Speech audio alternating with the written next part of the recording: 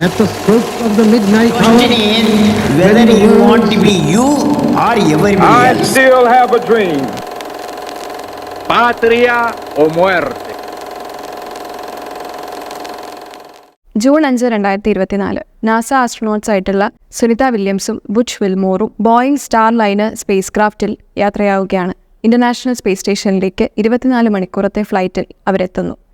പക്ഷേ ഈ ഒരു ഫ്ലൈറ്റിൽ നമ്മൾ നോക്കുമ്പോൾ ഹീലിയത്തിൻ്റെ ലീക്കേജും അതുപോലെ തന്നെ 5 മാനോ ത്രസ്റ്റേഴ്സിൻ്റെ ഫെയിലിയറും കാണുന്നുണ്ട്. 8 ദിവസത്തെ ആയിരുന്നു മിഷൻ. പക്ഷേ ഈ 1.5 മാസങ്ങൾക്ക് ശേഷവും അവർ ഇപ്പോഴും ഇന്റർനാഷണൽ സ്പേസ് സ്റ്റേഷനിൽ തന്നെയാണ്.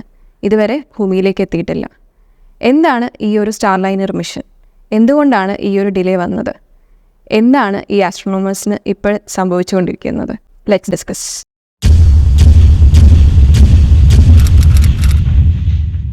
എന്താണ് Starliner spacecraft mission?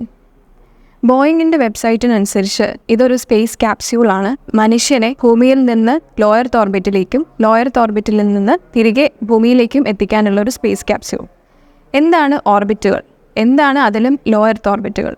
ഓർബിറ്റുകൾ എന്ന് പറയുമ്പോൾ സ്ഥിരമായി ഒരു ഒബ്ജക്റ്റ് മറ്റൊരു ഒബ്ജക്റ്റിനേക്ക് സ്പേസിൽ ചുറ്റപ്പെടുന്ന റിപ്പീറ്റഡ് ആയിട്ടുള്ള പാത്സിനെയാണ് ഓർബിറ്റ് എന്ന് പറയുന്നത്. ഓർബിറ്റിനെ പല രീതിയിൽ ക്ലാസിഫൈ ചെയ്യാം. അതിലൊരു ക്ലാസിഫിക്കേഷൻ എന്ന് പറയുമ്പോൾ നമ്മുടെ ഭൂമിയിൽ നിന്ന് എത്രത്തോളം ഡിസ്റ്റൻസിലാണ് ഈ ഓർബിറ്റുകൾ സ്ഥിതി ചെയ്തിരിക്കുന്നതെന്നാണ്. എർത്തിൻ്റെ റിലേറ്റ് ചെയ്ത് പറയുന്നത് കൊണ്ടാണ് നമ്മളിതിനെ ലോയർത്ത് ഓർബിറ്റ് എന്ന് പറയുന്നത്. അതുകൊണ്ട് തന്നെ നമുക്ക് ഓൾട്ടിറ്റ്യൂഡിനെ ബേസ് ചെയ്തിട്ട് 3 രീതിയിൽ ക്ലാസിഫൈ ചെയ്യാം: low earth orbit, medium earth orbit, high earth orbit. Low earth orbit എന്ന് പറയുമ്പോൾ ഭൂമിയിൽ നിന്നും 2000 കിലോമീറ്റർ വരുന്നതാണ് ലോയർത്ത് ഓർബിറ്റുകൾ. മീഡിയം എർത്ത് ഓർബിറ്റുകൾ എന്ന് പറയുമ്പോൾ 2000 കിലോമീറ്റർ മുതൽ 36,000 കിലോമീറ്റർ വരെയും 36,000 കിലോമീറ്ററിന് അധികം പോവുകയാണെങ്കിൽ അത് ഹൈ എർത്ത് ഓർബിറ്റ് എന്നും പറയും. അപ്പോൾ ഈ ലോയർത്ത് ഓർബിറ്റിലേക്ക് മനുഷ്യരെ എത്തിക്കാൻ വേണ്ടിയിട്ടുള്ളതാണ് ഈ സ്റ്റാർ ലൈനർ മിഷൻ അല്ലെങ്കിൽ സ്റ്റാർ ലൈനർ സ്പേസ് ക്രാഫ്റ്റ് ചെയ്യുന്നത്. ഈ ലോയർത്ത് ഓർബിറ്റിൻ്റെ പ്രത്യേകത എന്താണ്? അവിടെയാണ് ഇൻ്റർനാഷണൽ സ്പേസ് സ്റ്റേഷൻ ഉള്ളത്. ഇൻ്റർനാഷണൽ സ്പേസ് സ്റ്റേഷൻ മാത്രമല്ല, മറ്റ് സ്പേസ് സ്റ്റേഷൻസും അവിടെയാണ് സ്ഥിതി ചെയ്തിരിക്കുന്നത്. ലോയർത്ത് ഓർബിറ്റിൽ എന്തുകൊണ്ടാണ് സ്ഥിതി ചെയ്യുന്നതിൻ്റെ ഉത്തരം എന്ന് പറയുമ്പോൾ അവിടെ ട്രാവൽ ചെയ്യാൻ എളുപ്പമാണ്, അതുപോലെ തന്നെ ഭൂമിക്കടുത്താണ്, ട്രാൻസ്പോർട്ടേഷനും കമ്മ്യൂണിക്കേഷനും റീഫില്ലിങ്ങും എല്ലാം എളുപ്പമാണ്. അതുകൊണ്ടാണ് ലോയർത്ത് ഓർബിറ്റിന് ഇത്ര ഇമ്പോർട്ടൻ്റ് ആവുന്നത്. Star liner space craft Boeing എന്നുള്ള കമ്പനി നമ്മുടെ നാസയുടെ കൊമേഴ്ഷ്യൽ ക്രൂവുമായിട്ട് ഒന്നുകൂടി ചേർന്നാണ് ഉണ്ടാക്കിയിരിക്കുന്നത്. അപ്പോൾ ഇതിൻ്റെ ഉപയോഗം എന്താണ്, അല്ലെങ്കിൽ എന്തുകൊണ്ടാണ് ഈ ഒരു മിഷൻ ഇമ്പോർട്ടൻസ് വരുന്നതെന്ന് പറയുന്നത്, ഒന്ന് നോക്കുകയാണെങ്കിൽ ഈ പ്രൈവറ്റ് പ്ലെയേഴ്സ് 2011 നാസയുടെ സ്പേസ് ഷട്ടിൽ നാസ അവസാനിപ്പിക്കുകയാണ്. അതിനുശേഷം പ്രൈവറ്റ് പ്ലെയേഴ്സ് ഈ ഒരു സ്പേസിൽ, അമേരിക്കൻ സ്പേസിൽ സെക്ടറിൽ വരണം എന്നുള്ളത് കൊണ്ട് തന്നെ ആദ്യം നമ്മുടെ എലോൺ മസ്കിൻ്റെ സ്പേസ് എക്സ് കമ്പനിയാണ് ഈ നിലവിൽ വരുന്നത്. അവർ 2011 ഈ ഇൻ്റർനാഷണൽ സ്പേസ് സ്റ്റേഷനിലേക്ക് കാർഗോ ആണ് ട്രാൻസ്പോർട്ട് ചെയ്തിരിക്കുന്നത്. ഡ്രാഗൺ സ്പേസ് ക്രാഫ്റ്റ് യൂസ് ചെയ്തിട്ടാണ് ചെയ്തുകൊണ്ടിരുന്നത്. അത് കഴിഞ്ഞിട്ട് 2020 ആദ്യമായിട്ട് മനുഷ്യനെ ഭൂമിയിൽ നിന്നും സ്പേസ് സ്റ്റേഷനിലേക്കും തിരികെയും എത്തിച്ച ആദ്യത്തെ കമ്പനിയാണ് എലോൺ മസ്കിൻ്റെ സ്പേസ് എക്സ്. ഇപ്പോൾ രണ്ടാമതായി ഈ ഒരു പ്രയത്നത്തിൽ ഉൾപ്പെട്ട കമ്പനിയാണ് ബോയിങ് എന്ന് പറയുന്നത്. അവരുടെ സ്റ്റാർ ലൈനർ സ്പേസ് ക്രാഫ്റ്റാണ് ഈ ഒരു ഉദ്യമത്തിൽ ഏർപ്പെട്ടിരിക്കുന്നത്.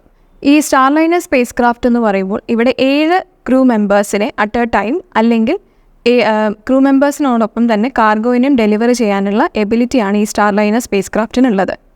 ഇതിൻ്റെ മറ്റൊരു ഉപയോഗം അല്ലെങ്കിൽ മറ്റൊരു യൂണീക്ക് ഫീച്ചർ എന്താണെന്ന് വെച്ചാൽ ഇത് റീയൂസബിൾ ആണ്. ഏകദേശം 10 തവണ നമുക്കിത് റീയൂസ് ചെയ്യാൻ പറ്റും. അതുപോലെ തന്നെ ഒരു ടേൺ അറൗണ്ട് ടൈം എന്ന് പറയുന്നത് 6 months ആണ്. അപ്പം ഇതും സ്റ്റാർ ലൈനർ എയർക്രാഫ്റ്റിന് അല്ലെങ്കിൽ സ്റ്റാർ ലൈനർ സ്പേസ് ക്രാഫ്റ്റിന് ഒരു ഇമ്പോർട്ടൻസ് കൊടുക്കുന്നുണ്ട്.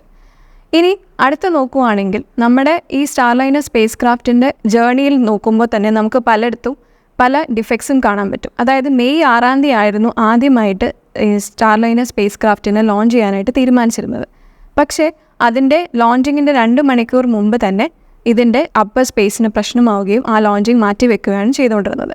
ഫർദർ ഡിലേ വന്നു കഴിഞ്ഞിട്ട് എഞ്ചിനീയറിംഗ് ടെക്നോളജീസിൻ്റെ ഡിലേ വന്നു എന്നുള്ള രീതിക്കാണ് ഇപ്പോൾ ജൂൺ 6 ഈ ഒരു സ്പേസ് ക്രാഫ്റ്റ് വീണ്ടും ലോഞ്ച് ചെയ്യപ്പെടുന്നത്. ഈ സ്പേസ് ക്രാഫ്റ്റിൻ്റെ ഒറിജിനൽ ഉദ്ദേശം അല്ലെങ്കിൽ ആദ്യത്തെ ഇനീഷ്യൽ ഉദ്ദേശം എന്ന് പറയുന്നത് അവിടെ ഇൻ്റർനാഷണൽ സ്പേസ് സ്റ്റേഷനിൽ എത്തുക, ഡോക്ക് ചെയ്യുക, ലാച്ച് ചെയ്യുക, എന്നിട്ട് 8 ദിവസം അവിടെ ആസ്ട്രോനോട്ട്സിന് അവിടുത്തെ ഡിഫറെൻറ്റ് കൺട്രീസിൽ നിന്നുള്ള ആസ്ട്രോനോട്ട്സുമായിട്ട് ഇൻട്രാക്ട് ചെയ്യാനും വേരിയസ് റിസർച്ചും അതുപോലെ തന്നെ എക്സ്പെരിമെൻസും കണ്ടക്ട് ചെയ്യാമെന്നുള്ളതായിരുന്നു ഇനിഷ്യലി തീരുമാനിച്ചിരുന്നത്. അത് കഴിഞ്ഞ് അതിനെ അൺഡോക്ക് ചെയ്തിട്ട് തിരികെ ഈ ആസ്ട്രോനോട്ട്സിനെ ഭൂമിയിലേക്ക് എത്തിക്കുക. ഇതായിരുന്നു ഈ മിഷൻ്റെ പ്രൈമറി ഘടകം. പക്ഷേ ഇതിനാണ് പ്രശ്നം വന്നിരിക്കുന്നത്. എന്താണ് ഈ ഡിലേ വന്നിരിക്കുന്നത്? നമ്മൾ ഒരുപാട് സ്ട്രക്ചറൽ ആയിട്ടുള്ള ഇഷ്യൂസാണ് മേജർലി ഈ ഒരു സ്പേസ് ക്രാഫ്റ്റിന് കാണാൻ കഴിയുന്നത്. അതും ഇമ്പോർട്ടൻ്റ് ആയിട്ടുള്ള ഇഷ്യൂസാണ്.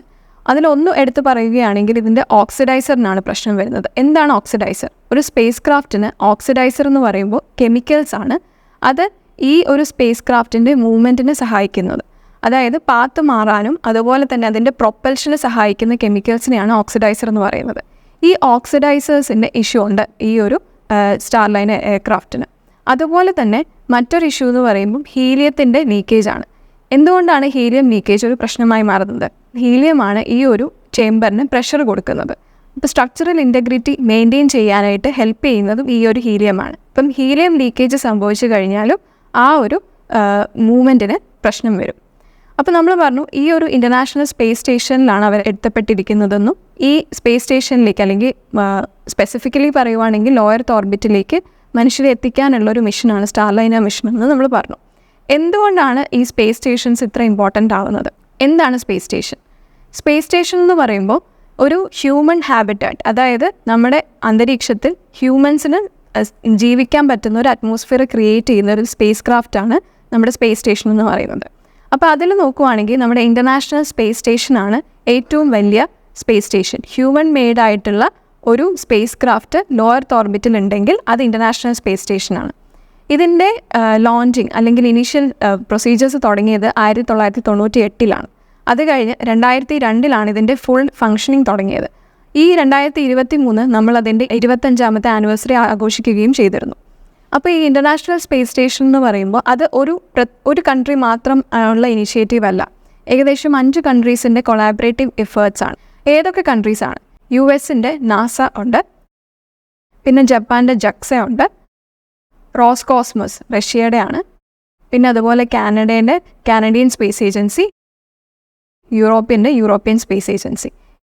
ഈ 5 സ്പേസ് ഏജൻസിയുടെയും കൊളാബറേറ്റീവ് എഫേർട്ടാണ് ഈ ഒരു ഇൻ്റർനാഷണൽ സ്പേസ് സ്റ്റേഷൻ എന്ന് പറയുമ്പോൾ.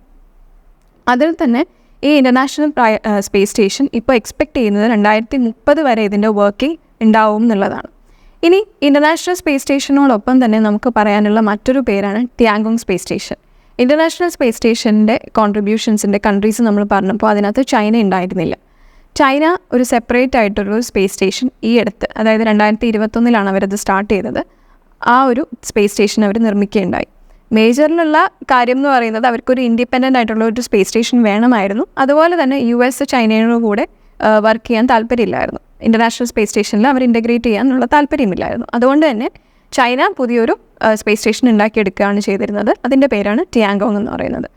അതിൻ്റെ ഏറ്റവും സിഗ്നിഫിക്കൻ്റ് ആയിട്ടുള്ള കാര്യം എന്ന് പറയുന്നത് ചൈനയാണ് ഒരു ഇൻഡിപെൻഡൻ്റ് ആയിട്ടുള്ള സ്പേസ് സ്റ്റേഷനുള്ള ഏക കൺട്രി എന്ന് പറയുന്നത്. വേറെല്ല, ഇപ്പോൾ നമ്മൾ ഇൻ്റർനാഷണൽ സ്പേസ് സ്റ്റേഷൻ നോക്കുവാണെങ്കിലും അതൊരു കൊളാബറേറ്റീവ് എഫേർട്ടാണ്. പക്ഷേ ടിയാങ്കോങ്ങിൻ്റെ കേസിൽ അങ്ങനെയല്ല, അതൊരു ഇൻഡിപെൻഡൻ്റ് എഫേർട്ടാണ്, ചൈനയുടെ മാത്രം ഉള്ളതാണ്. അപ്പോൾ അതിൽ നമുക്ക് അടുത്ത് നോക്കുന്നത് ഇന്ത്യയുടെ കാര്യമാണ്. ഇപ്പം ഇന്ത്യക്ക് അങ്ങനെ ഒരു സ്പേസ് സ്റ്റേഷനുള്ള പ്രൊപ്പോസലിന് താല്പര്യമുണ്ടോ, അല്ലെങ്കിൽ ഇന്ത്യക്ക് അങ്ങനെയുള്ള ഒരു റിസർച്ച് നടക്കുന്നുണ്ടോ, ഇന്നോവേഷൻ നടക്കുന്നുണ്ടോ എന്നുള്ളതാണ്.